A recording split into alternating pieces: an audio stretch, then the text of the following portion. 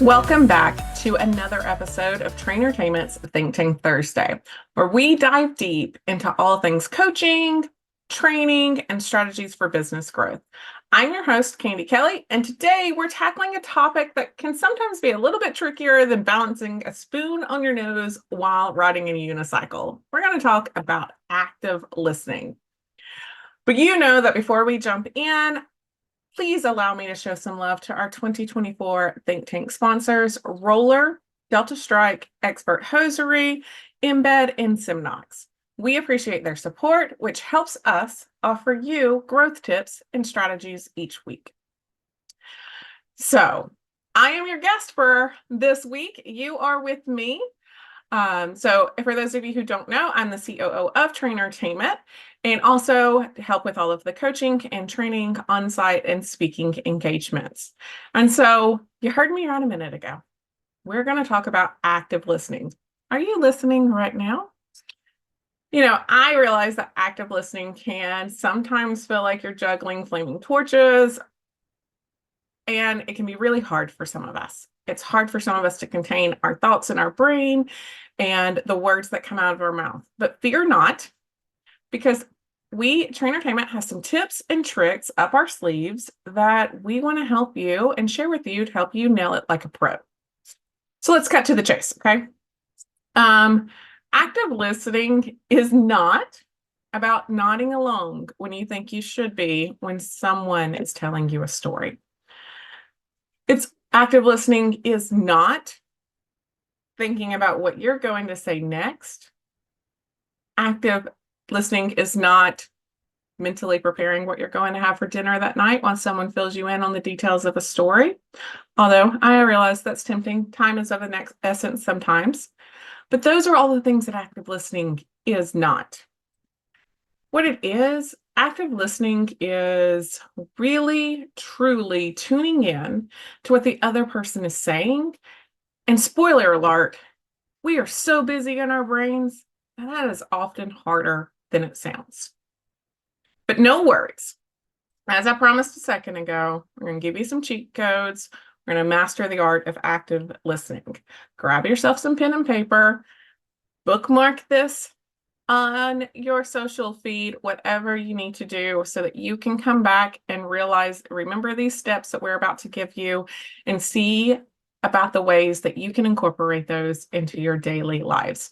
Active listening will help you in any relationship, friendships, mentorships, significant others. Active listening is going to help you in every business setting. Active listening is going to help you solve problems faster. Active listening is going to help you be a more efficient leader.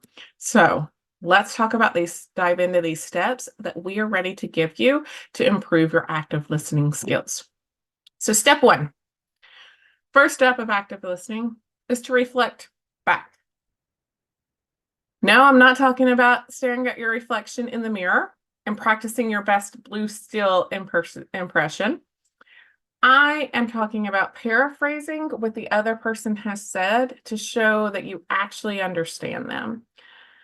It's a way of saying, hey, I hear you, and I'm not just nodding along aimlessly while you're talking. We do this in a lot of ways. TrainerTainment teaches a leadership course and a frontline course called Dealing with the Difficult Guest. And we often talk about this reflecting back when dealing with customer complaints and how we mimic their tone, bring it down a couple of notches, and repeat back exactly what we heard them say to them to show that we are committed to finding a solution to what their complaint may be. So what is this? What's another thing that this looks like? You can imagine you're having a conversation with a team member who is venting about their frustrating day. Instead of zoning out or mentally planning your response or what you're going to say next, you could reflect back to them by saying something like, wow, it sounds like you're having a really rough day. That must be incredibly frustrating. Is there anything I can do to help your day improve going forward? How much of a change does that make with the type of a communication you'll have with your team member, that you are listening to them, you give validity to the way that they're feeling, And then you're not just jumping in to solve the problem, you're asking for if there is anything that you can do. This really shows that you are actively listening to what they had to say and that you are empathizing with their experience rather than just waiting for your turn to talk or jumping in to correct them about how they shouldn't complain or try to solve it. So that's step one. Reflect back on what it is that you hear you're saying. Great for guest complaints, guest for keeping your team members motivated. Great for when you're in a heated debate with anyone in your life to make sure that you're all on the same page. All right, step two, ask open-ended questions. None of those yes, no, closed off questions here, people. Encourage the person that you're speaking to open up and share more of their thoughts and feelings. And whatever you do, resist the urge to jump right in with your own response. Sometimes silence is your best communication tool. It's especially if you use it very strategically. So when you're asking questions after someone tells you something or you're really in a conversation, focus on questions that start with words such as how, what, why, tell me about, ... These are the types of prompts that really encourage the other person to provide a more detailed response, share their thoughts and feelings more openly. How might this look in every day? Imagine you're in a meeting discussion and you're talking about an upcoming promotion with your team. Maybe you're talking about your spring promotion into your summer promotion. And you're presenting what the ideas that you have. Instead of asking a closed question like, did everyone understand the promotion details? Well, that type of question is going to provide you with a simple yes or no. I understood or I didn't. Pretty cut and dry there. But that's not going to really give collaboration and foster the real kind of strategic planning that you want from that. So instead of that, you could ask something like, what are your thoughts on the promotion goals and how do you envision the team embracing them? Totally different conversation there, right? We have totally opened up that question. We are asking for kind of like asking people to use their brain, bring their brain to the table, and really think about what that response will be. It also is the type of question that encourages people to share their perspective because let me tell you, we need all the perspectives we can get to find the best solution most of the time. It encourages them to share their ideas, maybe how we can present this promotion to the team, how we can get them more involved. It also allows them to express their concerns in a bit more openly because now it's presented in a way that is about solving to get the team more involved to make sure that the goals are in aligned instead of them just saying, no, I don't understand the promotion details. So all of these things can help foster better collaboration and better problem solving. And we need all of that when we are moving forward to make us the most effective, efficient team that we can be. So step one, reflect back. Step two, ask open-ended questions. Moving on to step three. Step three, avoid interruptions. Look, I get it. I get it. You're bursting at the seams. You have so much wisdom and insights inside of you, and you just can't wait to share them with the world. But remember what I told you earlier? Sometimes silence is the best communication tool. Hold your horses, because active listening means letting the other person speak without cutting them off and without rushing to solve all their problems. Trust me, this will provide you a deeper connection with anybody you have conversations with if you can master this step of letting people finish speaking before you start to talk over them. Another example here that we could apply to a workplace. Let's say you're in a brainstorming meeting with your team and you're discussing strategies for a new marketing campaign. And one of the leaders is sharing her ideas for social media engagement. How do we get people to more engage with our posts so that the algorithm can bring them to the top? How do we have more engaging content that's not only about us, but also brings our followers and our clients and our customers into the conversation? But before she can finish, You jump in with your own insights, switch the conversation over to how that can apply to email marketing tactics. So what happens there? Sarah is totally shut down. She is not going to speak up. You run away. We lose the direction that we were going. Will we remember to circle back to what we were talking about, social media engagement, or are we going to run forward with now email, which leads on to something else? What would have been a better scenario is that instead of interrupting her, Sarah, you could practice active listening. Hold back. Hold it back hard, your urge to interject. Allow her to fully express her ideas without interruption. And then once she's finished speaking, build upon that. Build upon her ideas and provide your input in a respectful manner that can connect email marketing tactics with social media engagement. This not only demonstrates your respect for your colleague, but also fosters a more collaborative environment where we get more well-rounded solutions to the problems that we have or the ideas that we're trying to execute.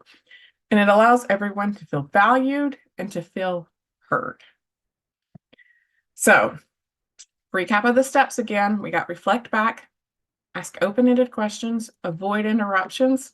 Step 4, maintain eye contact. Look, I know what you're saying. In this world, depending on what generation you are, eye contact could feel pretty awkward. We've gotten really used to talking in a way that is not requiring of eye contact. We send text messages, we send emails, we do all of those things, comments on social media, and none of that requires you to look at a person really in the face and keeping that eye contact. Well, tough. Because maintaining eye contact is proven time and time and time again to be a nonverbal cue that shows others that you respect them and that you're paying attention to them and that you value what they have to say. So put down your phone. Take your eyeballs away from your laptop when someone comes in to speak to you. Focus on them like your business depends on it, because if they are part of your business, it kind of does. How could we see this? And we need to also train this so that this cascades down to our front line. Think about it like this. You got a front desk attendant welcoming a guest at the check-in counter. Do we want that front desk attendant to be looking at the future reservations on their laptop or being on their phone? No, we do not want that. What we want them to do is to maintain steady eye contact when they warmly greet them into your business. Throughout the interaction that your front desk attendant has with the guest, we want them to continue to make that eye contact. We want them to demonstrate attentiveness.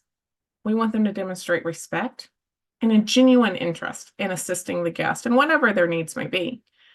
This nonverbal cue has such a positive impact on how the guest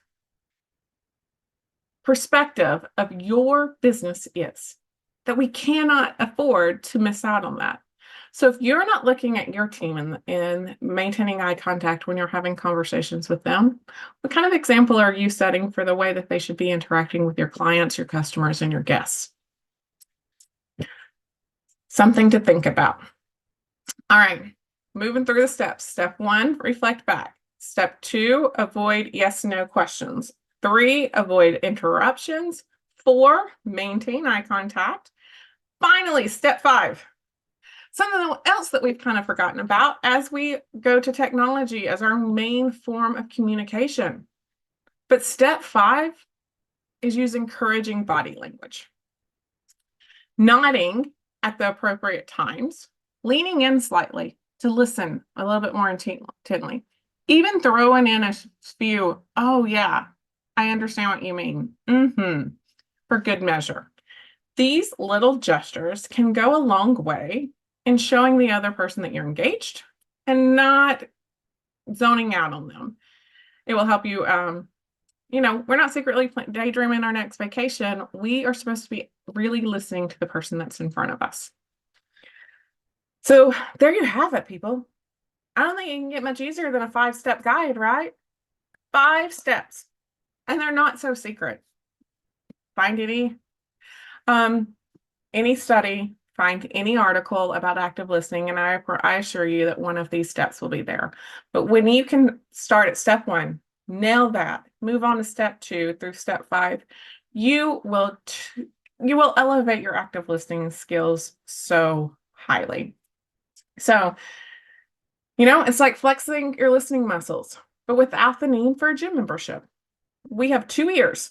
You hear our CEO, Beth Stanley, say this any sales presentation she does. You have 2 ears and 1 mouth for a reason.